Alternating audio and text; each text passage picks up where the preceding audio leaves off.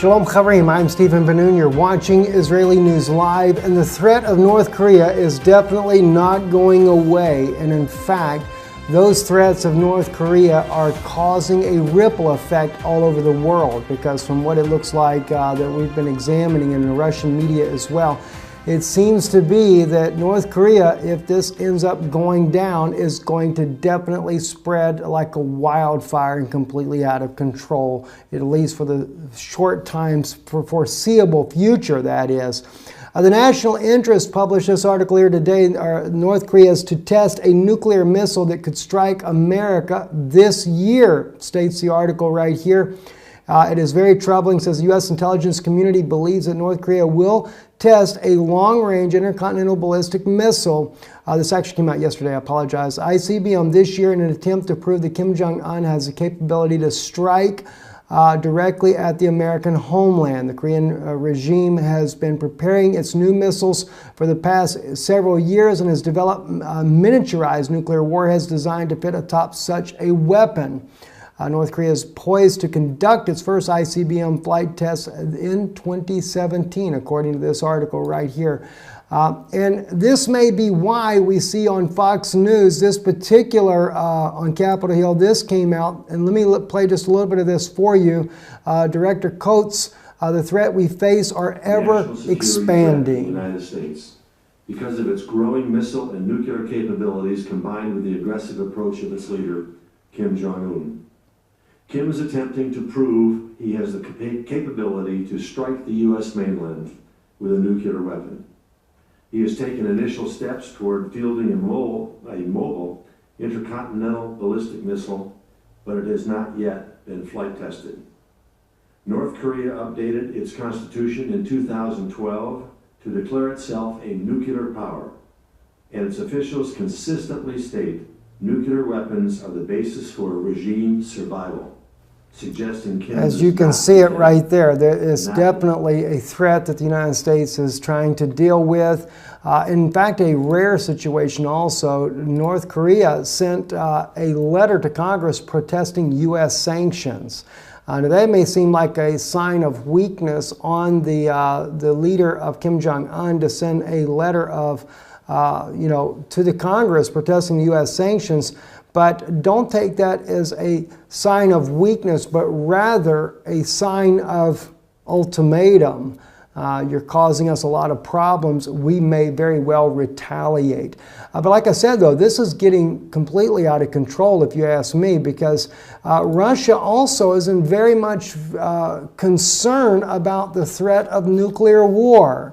This article right here in the Russian language, it states here, is it really that bad, gentlemen? The author of this article on topwar.ru doesn't seem to think that the threat is as bad as what General Posniker brought out a few days ago, what we shared with you on Israeli News Live here on YouTube.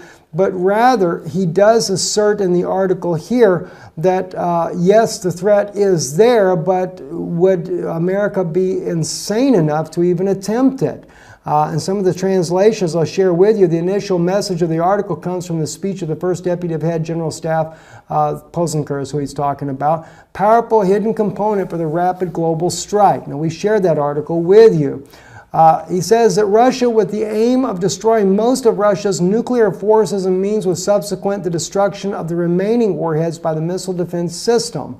Now, this is where General Posniker stated that he believes that the United States is planning a first strike on Russia. And the article here is actually challenging that, saying that it would be insane for the United States to attempt it, that no matter how many missiles they have, even if they go as high as 2 to 3 defense missiles for every one Russian warhead, that eventually Russia is going to break through and retaliate, and that Russia still would have the capability of dropping the equivalent of 3 Hiroshima bombs on the United States.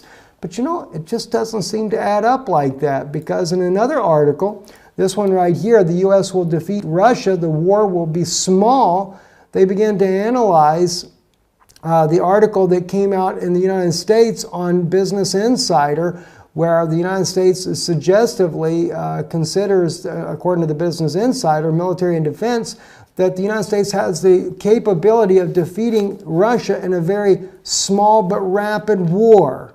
And they compare all the different military technologies that the United States has to that of Russia. But what's very interesting, though, is in the article, is it doesn't just limit Russia, but also they're including China. Both Business Insider as well as topwar.ru, both of them are examining China and Russia's capabilities against the United States. Why would they throw China in there if it's not to do with North Korea?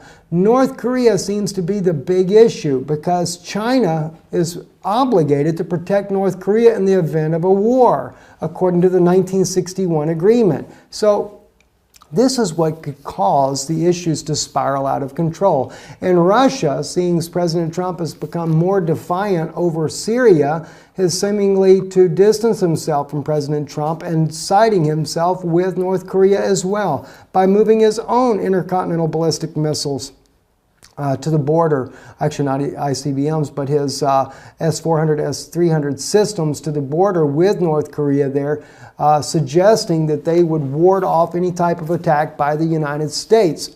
China has done the same. Even the Bulk M3 from Russia has been moved there to knock down the Tomahawk cruise missiles, seeing as the 300 and 400 system didn't hold up to par over in Syria.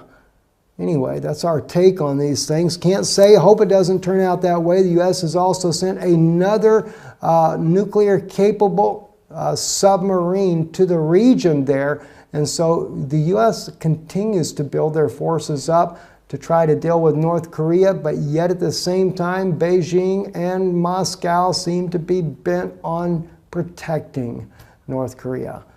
What's going to happen when all this comes at the end of the day?